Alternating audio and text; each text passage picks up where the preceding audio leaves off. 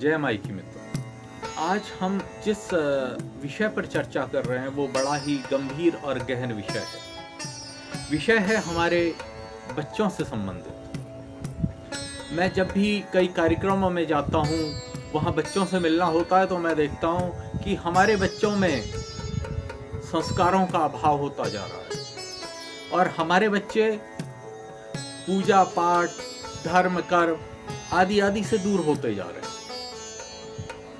इससे संबंधित उनके माता पिता कई सारी चीजें मेरे से पूछते भी हैं, तो मैं उनको कहता हूं कि भाई कम से कम अपने बच्चों को हनुमान चालीसा है, बजरंग बाण है और साथ में आरती करने की आदत डलवाइए। लेकिन परेशानी क्या है कि आज का जो समय है इसमें हमारा कोई समय नहीं है। हमारा जीवन बड़ा अस्त व्यस्त है, अनुशासन जीवन हम लोग जी रहे हैं, तो उसका जो प्रभाव है वो बच्चों में भी देखने में आ रहा है। और सबसे बड़ी समस्या अनएम्प्लॉयमेंट की, बेरोजगारी की बढ़ती जा रही है। और ये जो सारी समस्याएं हैं, अगर आप मूल में इसका कारण देखेंगे तो इसका सबसे बड़ा कारण है कुसंस्कार। क्योंकि हमारे घरों में कुसंस्कार बढ़ते जा रहे हैं, घर करते जा रहे हैं। घर में कोई चीज घर कर गई तो उसको निकालना बहुत कठिन हो जाता है। तो ऐसे अभिभावकों से, ऐसे माता पिताओं से मेरा पहला निवेदन है कि आप थोड़ा सा कमर कसिए।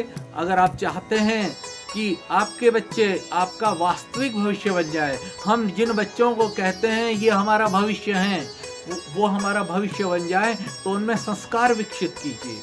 और जब तक आप संस्कार विकसित नहीं करेंगे तो ये बच्चे कुछ नहीं दे पाएंगे, कुछ नहीं कर पाएंगे। अगर पैसे से पूर्णता मिल जाती तो आज तक जितने पैसे वाले लोग हैं वो सब पूर्ण हो गए होते। पैसा आपको सुख सुविधाएं तो दे देता है, लेकिन न तो आपको मानसिक संतुष्टि देता है, न आपको संस्कार देता है। आपके संस्कारों के द्वारा, आपके विचारों के द्वारा, आपके कार्यों के द्वारा ही आपके जीवन का, व्यक्तित्व का वास्तविक निर्माण होता है। इसके लिए आपको कठिन से कठिन मेहनत तो करनी पड़ेगी, लेकिन इसका जो परिणाम होगा बड़ा दूरगामी होगा।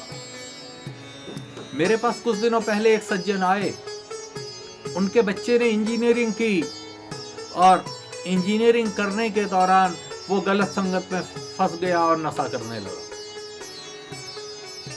बड़े परेशान, इकलौता लड़का।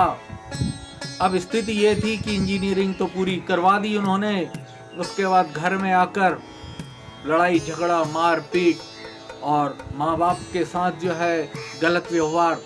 बड़े दुखी मेरे पास आए। मैंने उनसे कहा कि भाई शर्मा जी, आप एक काम कीजिए, आपने संस्कार तो विकसित किए नहीं, आज आप परेशान हो रहे हैं, लेकिन फिलहाल मैं एक उपाय आपको बताता हूँ।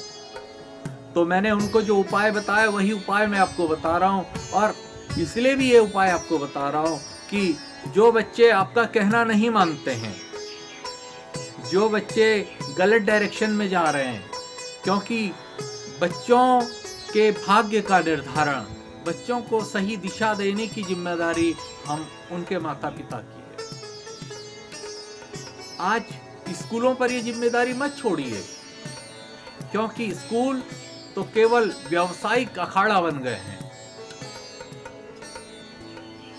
वहां आप पढ़िए और डिग्री ले लीजिए, बस।